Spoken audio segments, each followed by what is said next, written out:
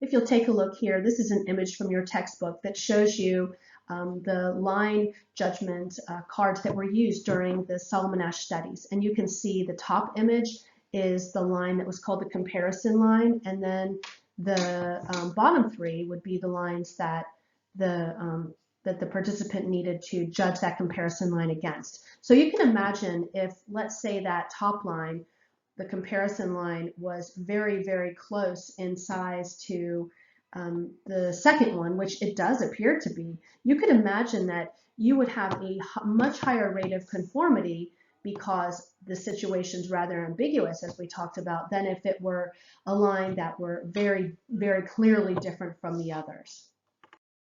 So why do people conform? We talked about this, but there are some important concepts. We have what's called normative influence and informational influence. Normative influence happens when people conform to social norms because they're afraid of negative social consequences. We know that people conformed in the Solomon Asch study because of this, and some indicated that they wanted to be liked. They wanted to be a part of the group. And then we have what's called informational influence, and we talked about this. This happens when people look to others for how to behave in ambiguous or unclear situations. And we can relate this back to the last example. If a line isn't clearly very different from the others, or let's think about real life situations where you really don't know where you stand on an issue, or in an eyewitness testimony, maybe you and another person witnessed an event, but you don't have a great memory for the event, and so you might be more likely to go along with that other individual. But keep in mind, one other person, you don't have that much of an increase in conformity, but as we go up in numbers, up to 3, 4, and even in some of the replicated studies up to 7, you'll find that increasing rate of conformity. So the more ambiguous the situation, then you add these other factors in, then the greater the likelihood of conformity. So how do you resist conformity? We talked about the power of the dissenter. And so when someone else is present who dissents, then it gives us that almost like a permission, or it helps us to feel like the opportunity to go against the group is present. And so this pressure, like we talked about, can come from normative influences and informational influences. And you can see here something called the bystander effect. And this is the tendency for individuals to be less likely to provide help when others are present than when they are alone. And this is an example of informational influence. So what's happening here in this instance is that if other people are present, and if the situation isn't very clear, we don't really know what to do, and no one else is helping, we're not that likely to help, or at least we're less likely to help than if no one else was present, because we don't really know what to do, and we're looking around and the other people who are present aren't responding, so we look to them for help in the response. I would encourage you to do a search on YouTube for original studies on the bystander effect. There was one that was done by two very well-known researchers back several decades ago named Darley and Latané. And you'll find some of their original studies, like there's one with a smoke-filled room and how do people respond when they're on their own versus with the presence of others. Very interesting original examples that can help you to think about the real-world implications of the bystander effect. So your book suggests some ways for you to resist conformity. Some of you may know these things, but I think it's important for you to revisit them, because we all are susceptible to the power of social pressures. We might think of ourselves as nonconformists, but given the certain situation, we may be likely to conform. So one, pay more attention to social forces that are operating on you. Then, as we talked about with the power of a dissenter, identify someone in the group whose views match yours. Now, if you're going to be going somewhere where there's a message that you think is going to be conveyed that is revolving around an issue where you don't have much clarity, or perhaps where you have a different point of view, it's important to bring along a friend with similar views if you know that you're going to confront that pressure. So what is the difference between conformity and compliance? So let's take a look at each of these. As you've likely read in your textbook, The fundamental difference between conformity and compliance is that compliance involves people going along with an explicit request, whereas conformity involves people adhering to unspoken rules. So we comply with people's requests often because we want to be seen as helpful, but we conform to social norms or group norms because we might want to be liked, we want to fit in, we want to avoid negative responses from others who are present, or like we talked about, because the situation is ambiguous. So an example of compliance would be someone agreeing to a request from a local community organization to put up a drive safely sign in their yard. And as your book describes, there are a variety of techniques that people can use to make us more likely to comply with these types of requests. Let's take a look at some of these. Let's take a look at some compliance tactics. So first we need to think about what's called the consistency principle, and that is once people agree to something, they tend to stick with it. So two common techniques that are based on this consistency principle are the foot in the door technique and the lowball technique. So the origins of the foot in the door technique come from door-to-door sales. So we see some door-to-door sales today, but certainly not to the extent that we used to.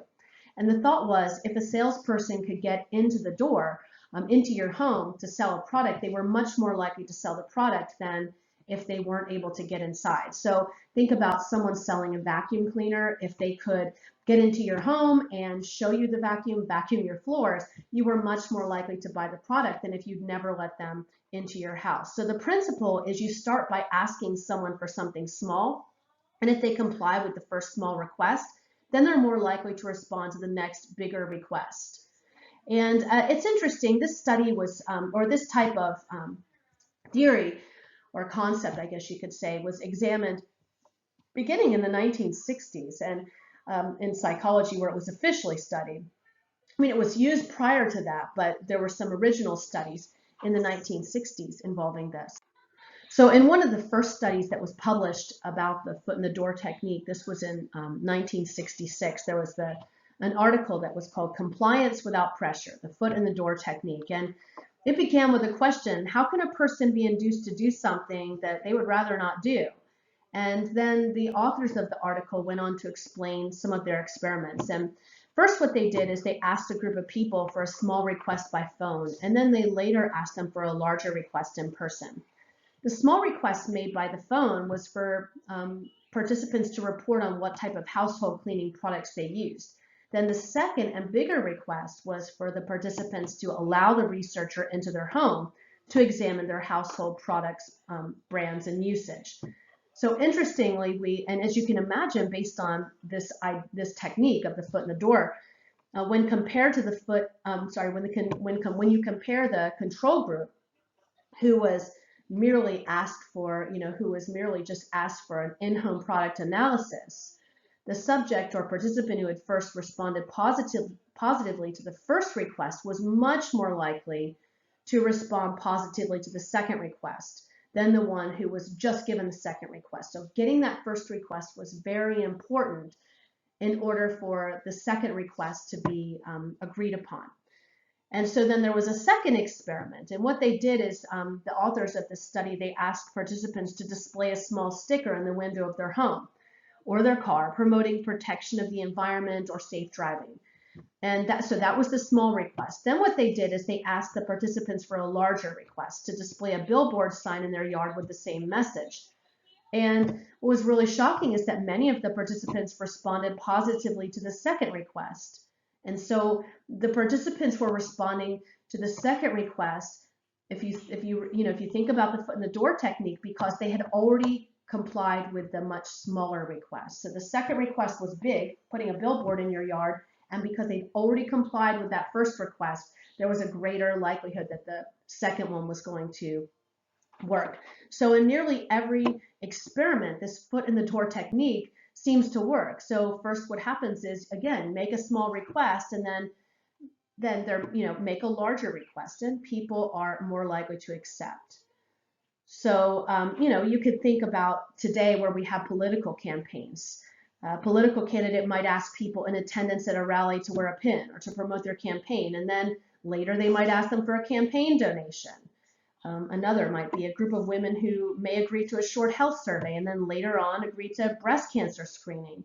Another would be, a group of website visitors might agree to give canned goods to a disaster relief charity, and then later they're asked to volunteer their time at the charity's headquarters. So this is a very effective way to gain compliance. Let's take a look at the lowball technique. So the lowball technique is a very persuasive tactic that's frequently used in selling a variety of products. So typically the salesperson will offer an item at a below market or average market price to the buyer, and then the buyer may agree to make a purchase or come close to committing, and then the seller increases the price without warning.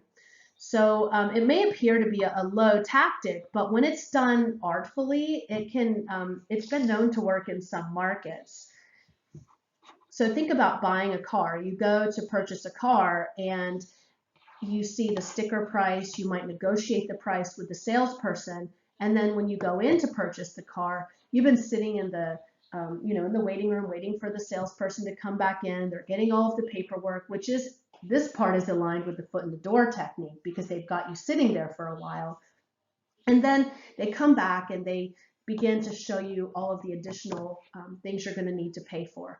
And they're going to tell you about how these are standard fees, and most people don't have a problem with it. If you'll notice, most people buy cars all the time, and this is those standard fees aren't often provided at the very beginning of the sales process.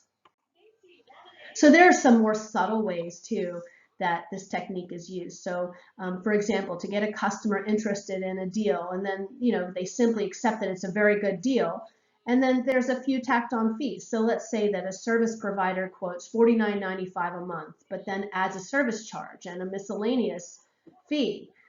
Or let's say, buying a property, you might have additional fees like finder's fees, commissions, or some other fees. So the buyer sees that the final price is increased, but has tolerated it because the price differential wasn't that great, and there was also a logical reason for the price increase. What's really happening here too is that there's a contrast effect, and this contrast effect is the size of the large request makes the smaller request seem even smaller in comparison to. So if you look in your textbook, you'll see how these can be differentiated. We have the foot in the door technique with the small request first, and then we have the door in the face technique with the large request first. Think about sometimes when you've used these, or when someone has used these and you've complied.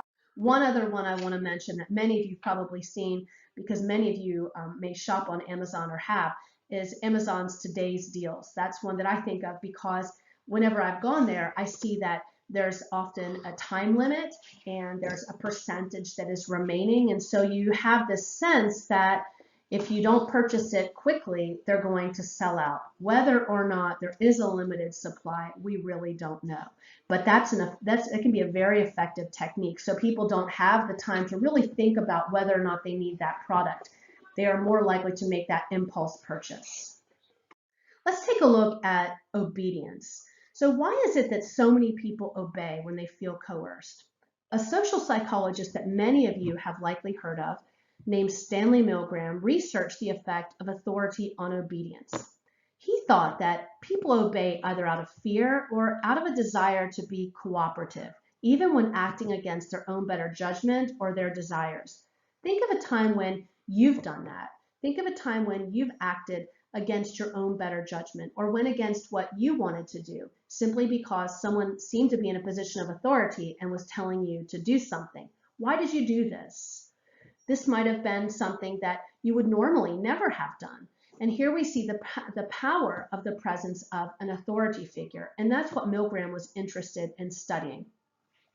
So I would encourage you, as you think about this study, as you read about it in your textbook, as you read about other studies, I would encourage you to take note of the different theorists' names, and I would encourage you to seek out books that are written by these original researchers and theorists. So, for example, the study I'm about to talk about that was done by Stanley Milgram is discussed in his book called Obedience to Authority, an Experimental View. It was written in 1974 by Stanley Milgram, And it's really interesting, I think, as a student in psychology or as a student in any field, to read the original works of a researcher, of a scientist, of a theorist, of a philosopher, if you want to really get that pure view and pure learning experience rather than through the lens of someone's interpretation. And that's what you tend to get in textbooks. Textbooks are great. They provide you with a wealth of information, but it's so helpful if you can read the original theorist's work. And I would encourage you to do that. You know, think about people like Freud, Piaget. We talked about Solomon Asch. Think about some of the scientists you've read about in other classes that you're interested in, or philosophers that you might be interested in reading. So let's get back to this. And Milgram recruited participants for his experiments from many walks of life. And the respondents were told the experimenter would study the effects of punishment on learning ability, and they were offered a small cash award for participating. So although the respondents or participants thought they had an equal chance of playing the role of student or of teacher, the process was rigged. So all respondents ended up playing the role of teacher. The learner was an actor working as a confederate for the experimenter. Remember, a confederate is someone who is in on the study. The teachers were asked to administer increasingly severe electric shocks to the learner when questions were answered incorrectly. So in reality, remember, this is very important to remember, that the only electric shocks that were delivered in the experiment were small 45-volt electric shock samples that were given to the teacher. I mean, that's small relative to the possibility of what you look in your textbook of up to 450 volts. And the reason that Milgram did this is because he wanted the teachers to have a feeling of what those jolts of electricity were like that they were discharging, so that they could really understand what was happening when they moved past that 45 volts and moved up to, if they did, 450 volts, what that meant.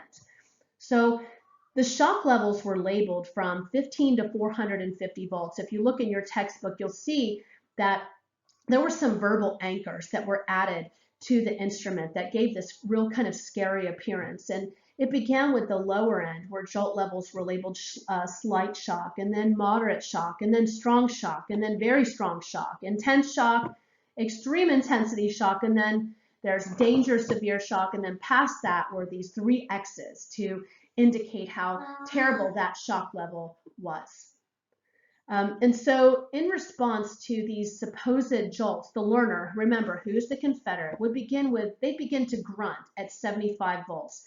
Now, I want to stop here and just mention, too, that the learner was reading a script. And so for every single participant that was in the study, they responded in the exact same way. So remember, the confederates in on the study, they're responding the exact same way every single time. So again, they would begin to grunt at around 75 volts, and then they would complain at 120. They'd ask to be released at 150, and they'd plead with this real increasing vigor. And then they'd let out these agonizing, terrible screams, if you watch the video of this, at 285 volts. And then eventually, in desperation, the learner would yell loudly and complain of heart pain. And then at some point, the actor would refuse to answer any more questions. And then finally, at 330 volts, the actor would be totally silent. And that is, if any of the teacher participants got that far without rebelling first. And many of you, as you're hearing this, are thinking, how did anyone get up to 330 volts? Well, you're going to see how many did here in a moment. So the teachers were instructed to treat the silence as an incorrect answer and to keep on applying shock to the next level. So ask yourself, would you be willing to do this? Would you be willing to shock someone with electricity for giving an incorrect response when they're complaining of heart pain, when they're asking to be released, when they are no longer responding because someone who is an experimenter is telling you that you need to do so? Most of you would probably say no. So ask yourself too, what do you think was the average voltage given by teachers before they refused to administer further shocks? And what percentage of teachers do you think, if any, went up to the maximum of 450 volts? Do you think many did? Did hardly any do that?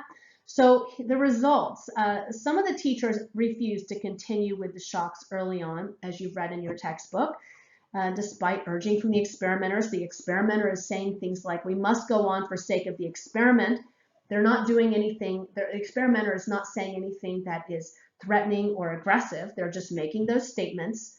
And this is the type of response that Milgram expected to be the norm. So he expected that lots of people would, or the typical response was that people would, they would stop shocking.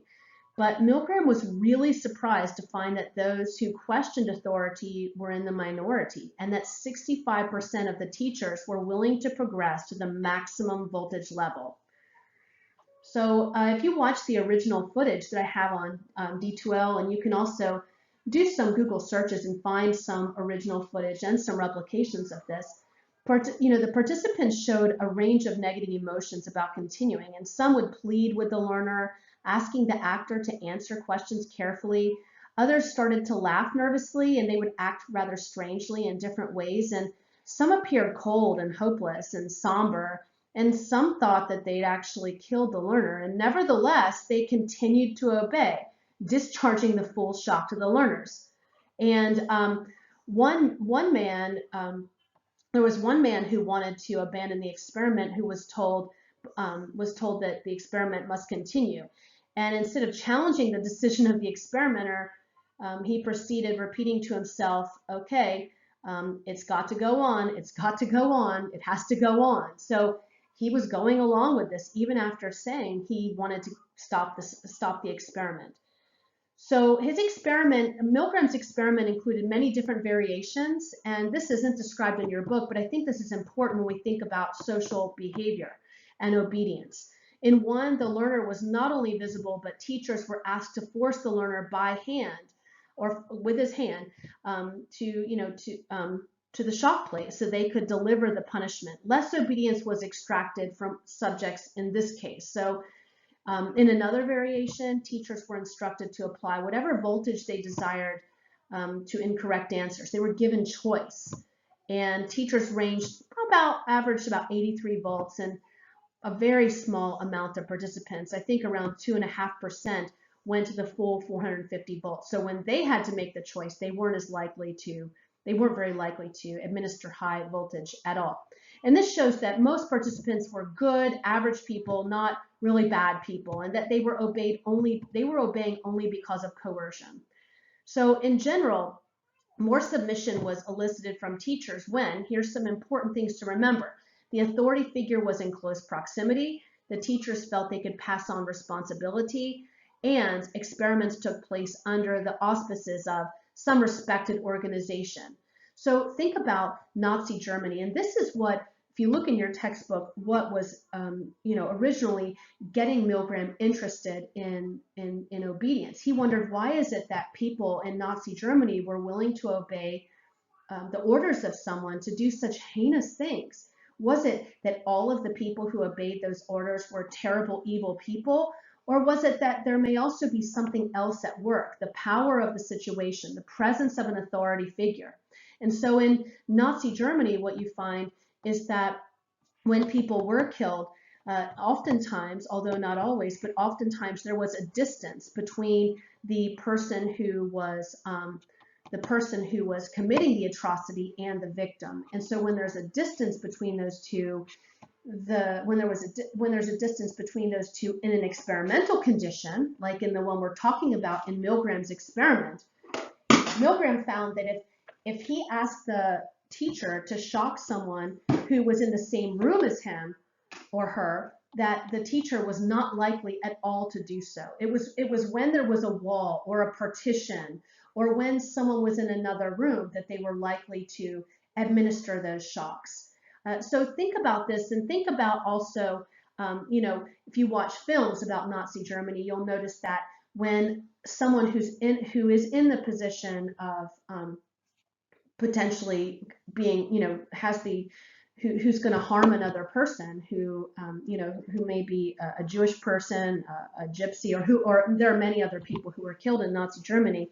Think about the presence of that person committing the atrocities. are in the films you've watched, sometimes the person who is committing the atrocity, they're doing so when the person who is over them is present, but they may have been less likely to do so when the person who is over them isn't present, and so when they have more freedom of choice. So I think it's important, although those are film examples.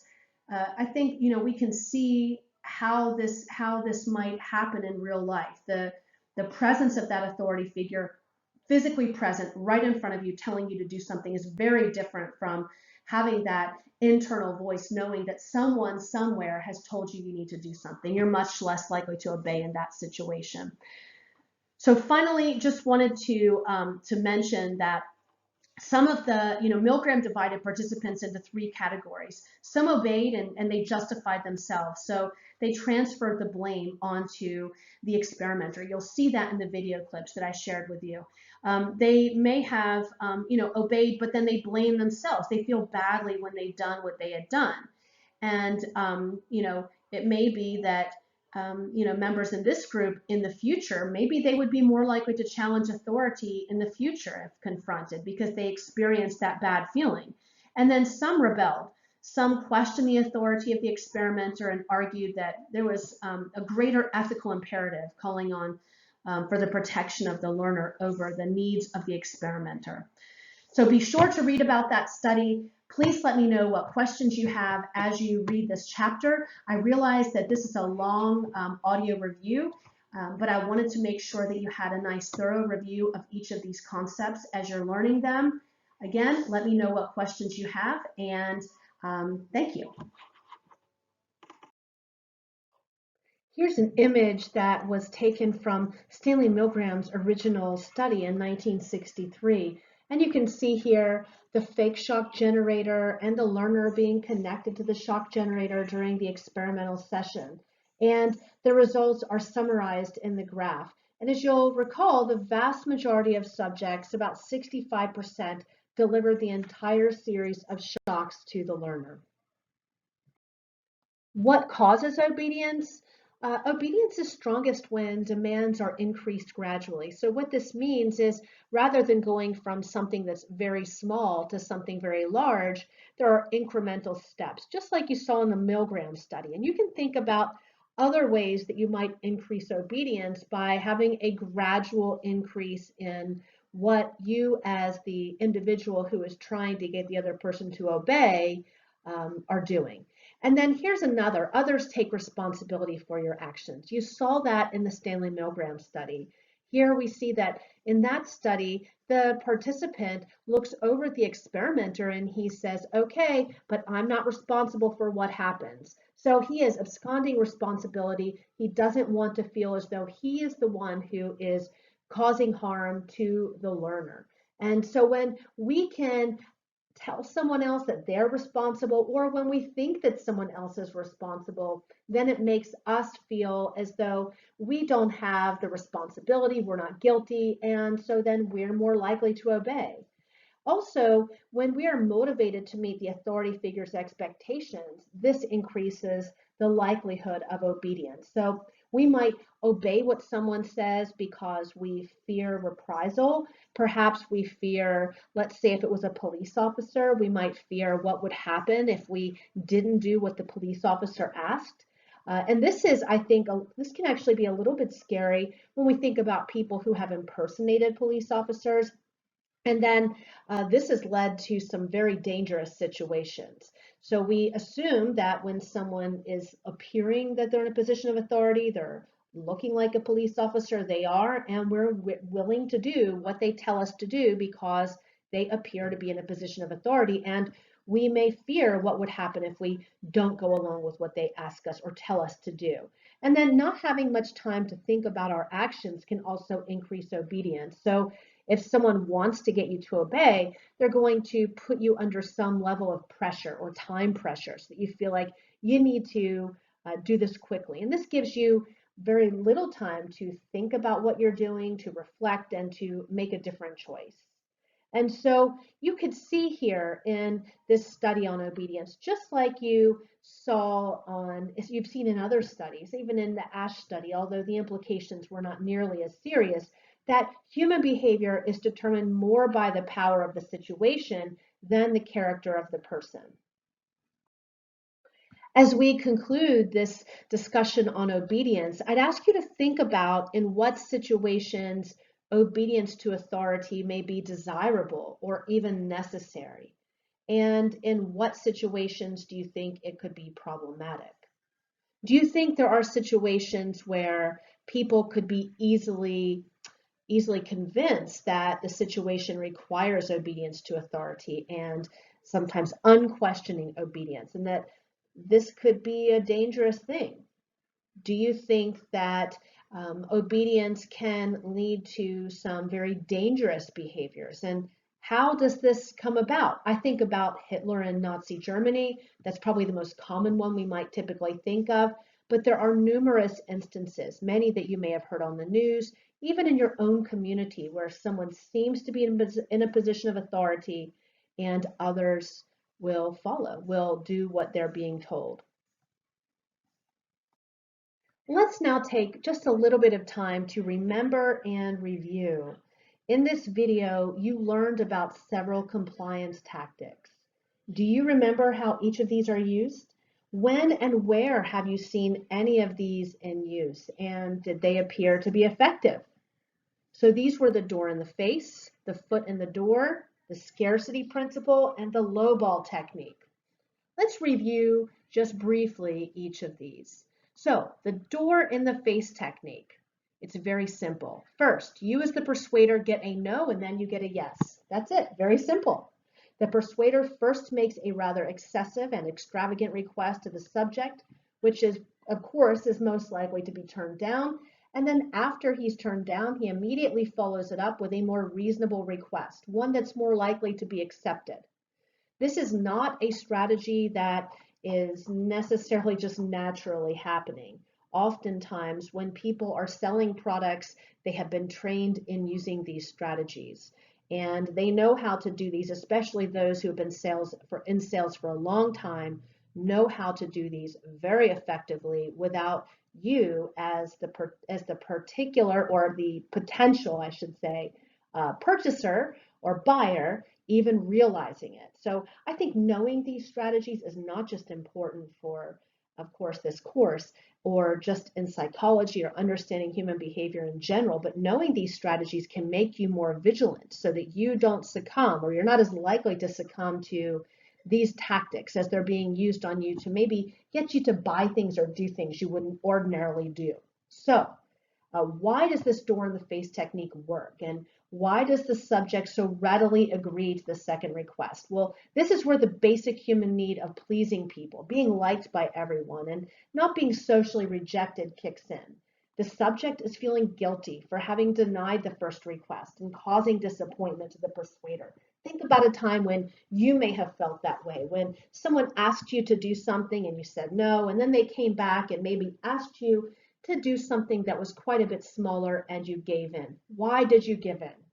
So when the person is given a second chance or a second choice, and a much more reasonable one at that, he finds it easier to accept it and then redeem himself of his negative feelings. So for example, let's say that Rose wants to go to the movies and she's going to be home by 9 p.m., but she knows that her parents don't like her staying out until 9 o'clock.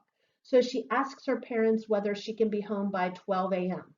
And this is immediately given a no from her parents. So they immediately refuse. And so she then follows up by requesting for a 9 p.m. slot. And what do you think is going to happen? She's granted permission. All right, next one. Let's look at the foot in the door. So let's say that we have Bonnie, and Bonnie wants Chloe, her friend, to take care of her dog for the whole day. But she knows that there are pretty big chances that she's going to be turned down if she makes this request, because she knows that Bonnie's pretty busy. So she'll start by asking if, I'm sorry, but Chloe's pretty busy. So she's going to start by asking if Chloe would come over and look after her dog for about an hour while she goes to the grocery store. Okay, so a very small request. So instead of the big one, will you watch my dog all day? She's going to start with something small. Then once Chloe agrees and comes over, Bonnie asks her whether she would feed her dog as well. And then Bonnie calls her from the market and says that she's stuck in traffic and she's going to be delayed. And then she asks if she'll take her dog for a walk. And then these requests could go on piling with things like, could you bathe the dog once you are back from the walk, or could you play catch with him while I'm back? So this is a great example of the foot in the door, where you're asking for something small and then you gradually increase your requests. So what is it that's happening here? First, you get a yes, right? And then you get an even bigger yes. So Bonnie got a yes, I will watch your dog for a little while. And then Bonnie got a yes again, and then a yes again. And so we keep seeing these yeses that are following one after another. So how is this happening? The person who's persuading, in this case, Bonnie, is making a small request that's pretty simple, enough to find agreement for. And then once that request has been agreed to, an even bigger request is made. And so the chances that the subject, her friend Chloe, is going to agree to a large, cumbersome, or difficult request if asked in isolation are always pretty low, or less anyways. And so then the persuader first gets him to agree to a relatively smaller request and then follows it up with a bigger request. So the interesting thing is that the persuader can get the subject to agree to successively bigger and more difficult requests once he's gotten him to agree to the initial one. Something pretty key to keep in mind if you ever use this, which I am not advocating for the use of these strategies in any situation to manipulate people, but if you're wanting to get someone to do something that might be good for everyone, let's say, this could be effective. So the success really is largely depending on the fact that consecutive requests, like we saw here with Bonnie and her dog, these are an extension of the initial smaller request. So we keep seeing it being related to the dog, not something completely different. And also, the same persuader has to make the second request as well. So what is it that's helping to contribute to the success of this technique? Well, this lies in the fact that a rapport or a bond is created between the persuader and the subject, like between Bonnie and Chloe, once that subject, Chloe, agrees to the initial request. So when the second, more difficult request is made, the subject, Chloe, she feels obligated to go along. And why does Chloe find it so difficult to disagree with the consecutive request to follow? This is because Chloe, or people like Chloe, reasons with themselves by agreeing to do these tasks and helping a friend or society. You know, Chloe's being a good, responsible person, maybe even a good Samaritan. And so when the requests keep piling on, she doesn't seem to have a choice but to go along, because her positive self-image is threatened if she doesn't. Let's now look at the scarcity principle. I think this one is around us all the time. In nearly any store that we go into, we see this principle at work. So if it's hard to get, it must be worth something. So, you know, like limited time only this weekend, I shop at Kroger and I'll see digital coupon available only for the next 3 days, or this sale is only valid for today. Or it might be, so it could be a limited amount of time or a limited quantity. So it might be that I think about Black Friday, when pre-COVID, when Black Friday was something that lots of people would stand in line outside of stores for, and they'd stand there for hours and hours to get the doorbusters, which there might have only been 2 or 3 of them, if that. And so there was that scarcity principle at work, the limited number. So limited number, which is, you know, an item is in short supply, it's not going to be available once it runs out, or there may be a limited time or a deadline. So the item is only available during that time period. So some examples. I know just recently I was selling a dresser and my husband said, you know, we just need to get rid of the dresser. We've gotten some new furniture, and he said, put on the advertisement that it's It's available this weekend only. And I think that's a great example of the scarcity principle. I got a lot of interest. Now, I also got a lot of interest because I had it at a good price and it was in very good condition. It would be interesting for me to see it, to do a little bit of a social experiment, wouldn't it? If I were to maybe have two very similar, maybe identical ads, and one is saying limited time and the other is not, to see which one I get more response to. Of course, there are variables I couldn't control. It wouldn't be perfect, but would still be very interesting. I think some great examples many of you have come across include maybe a hotel booking site where you might see something like there's a statement saying only a limited number of rooms are left. I feel like I see this anytime I go to any travel site. If I'm looking for, let's say, airline tickets, it's very common for there to be a statement that says only one left. So this is an example. Google Plus, many years ago, I think it was Google Plus, they used this principle where they initially only offered the service by invite only. So I think, if I'm not mistaken, I think it was Google Plus, they were trying to make this like an exclusive product and only certain people were invited. And another example is Spotify. They used invite only to manage the influx of their new free users and then to encourage paid subscriptions. And then there was a social experiment that was called the 11K Club. And this was a club that thousands knew nothing about, but they signed up because it was exclusive. No one knew what the club was for or what the benefit was. That was the only way to know was to join it. And this was actually a social experiment to see how alluring exclusivity can be. And they got 11,000 members. So very interesting. This exclusivity is very helpful. And then out of stock, if any of you ever, when you're shopping online, the size you're interested in might be out of stock. Maybe it really is.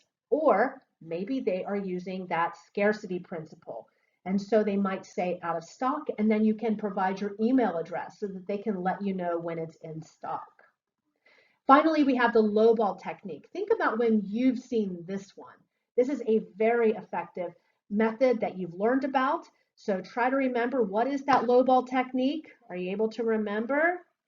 This is where you pitch an attractive offer, and then what do? Do you increase or you decrease the price? You increase the price. This starts with the persuader making an offer to the potential customer, and then getting some form of a commitment, like a down payment or a handshake as they do this. I think about car buying. So that's a great application example.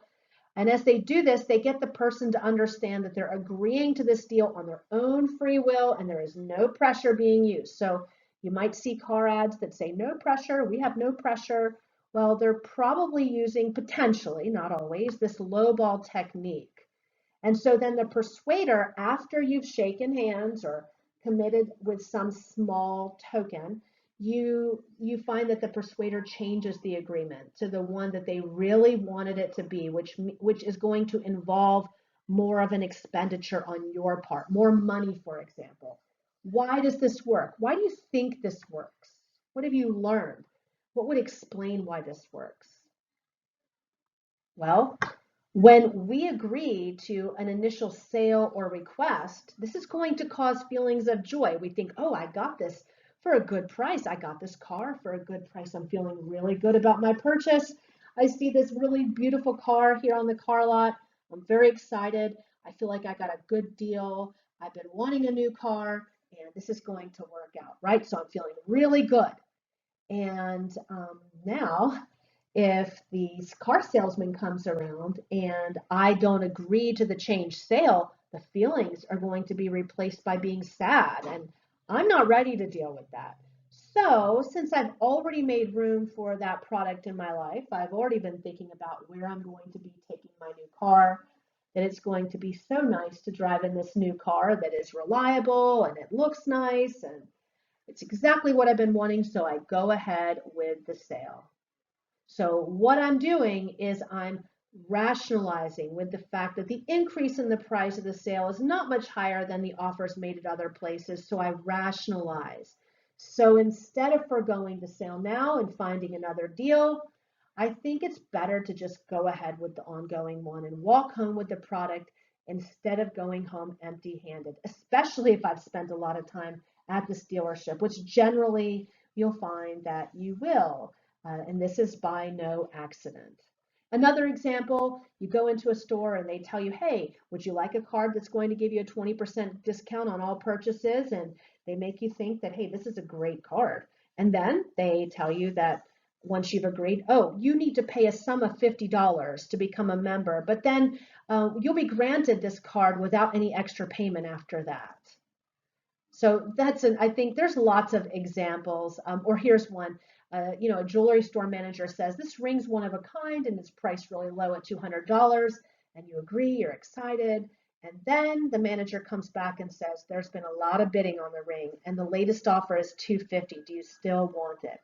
So think about, let's say, if you're trying to buy a house and maybe you don't have a written agreement yet, but you've gotten some sort of verbal communication, and so it's not legally binding at that point, and then the price goes up because you've already committed to it. Think about buying something online, how someone may come back to you and say, hey, I've got other people interested, I'll still sell it to you, but because there's increased interest, I'm going to increase it by 25 bucks. So think about where you see these principles. How are you going to resist these principles? How are you going to resist these strategies? Or are you going to use them? I think you will find that these are used every day all around you, and being aware of them can make you a much better consumer. So with that being said, let's now do a little bit of review questions just to kind of see what you can remember that you've learned in this module. So, normative influence occurs when people conform to social norms due to a hope of positive social consequences, the fear of violent consequences, the fear of negative consequences, or the hope of monetary gain. If you're not sure, remember you learned about normative and informational influences as you learned about conformity. So go back and take a look at your notes or look in your textbook. If you think you know the answer, let's move on. If you selected a hope of positive social consequences, you're right. So normative influence refers to the fact that people sometimes will change their behavior, their thoughts, their values in order to be liked or accepted by other people. And this then can cause conformity, so that you may alter what you say, you might alter how you come across to be more like what you think is the norm. Let's look at another one. The key take-home point from Milgram's obedience study is that people readily shock other people, people will yield to imagined pressure, people who appear to be good may be inherently bad, or the situation is a stronger indicator of behavior than the kind of person. So, which of these do you think is correct? Now, I will tell you, as you look at these, you may say, well, people were willing to shock other people. And the pressure that was coming from the experimenter, was it really real? Well, I think it was. The experimenter was clearly saying you must go on for sake of the experiment, but of course the participant knew that they were in a study, so maybe it wasn't that big of a deal in your mind, you're thinking. Or maybe you say to yourself, well, these were just regular people and they ended up doing really bad things, so maybe the third one is the answer. But let's look at the last one. Do you think this could be the answer? Which one is a key point? What can we take away from the study that really is explaining behavior? If you selected the situation is a stronger indicator of behavior than the kind of person, that is the key take-home point. The others, and even the second one, really isn't necessarily true.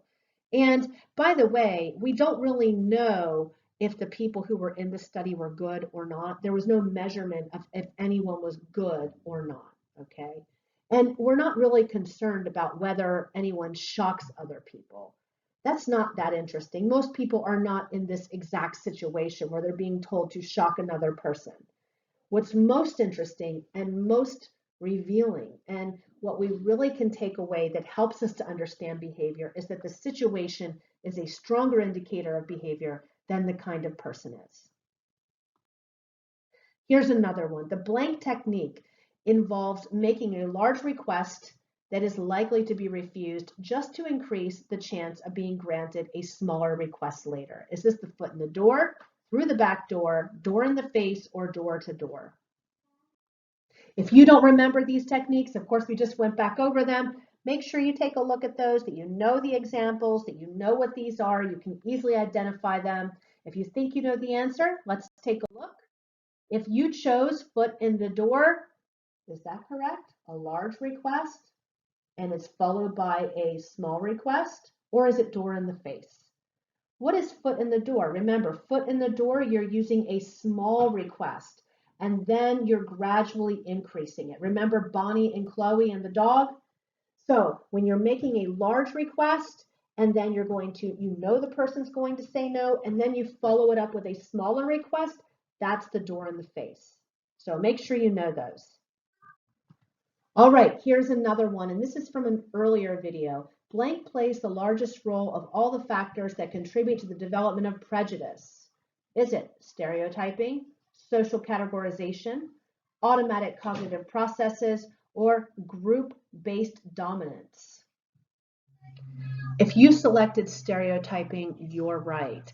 If you weren't sure, make sure you go back and take a look at your textbook, read your notes, but as you've learned from your reading, from listening to this review, many people, very unfortunately, subscribe to derogatory stereotypes of different groups.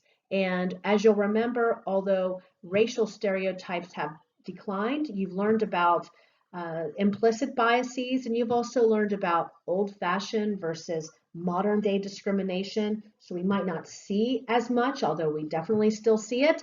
At least in the overt way, there is this covert, this implicit bias and prejudice that people are experiencing.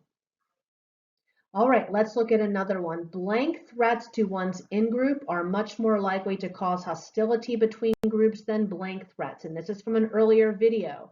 Is it competitive and territorial, territorial and competitive, actual and perception of, or perception of and actual?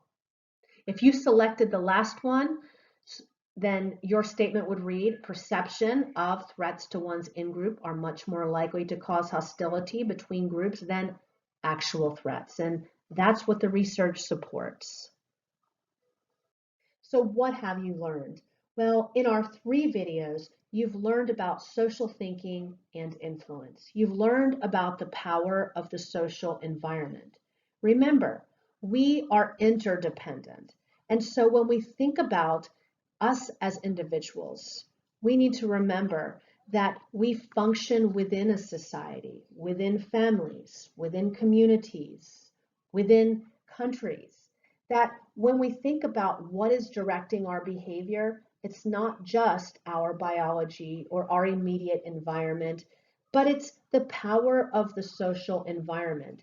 It's even just the perceived presence of the social environment that can influence how we think, what we do, and how we feel. So, what have you learned in this most recent video? You learned about Solomon Ash's discoveries about conformity, and you learned how to resist the pressures of conformity. You've also learned about the differences between normative and informational influences on conformity. And you've learned about Milgram's research on obedience and how to resist the demands from authority. You also learned about strategies that are used to gain compliance. You learned about scarcity. You learned about the foot in the door technique and the door in the face technique and the lowball technique. If as you're reading and reviewing you have any questions, please don't hesitate to let me know. I look forward to seeing each of you online.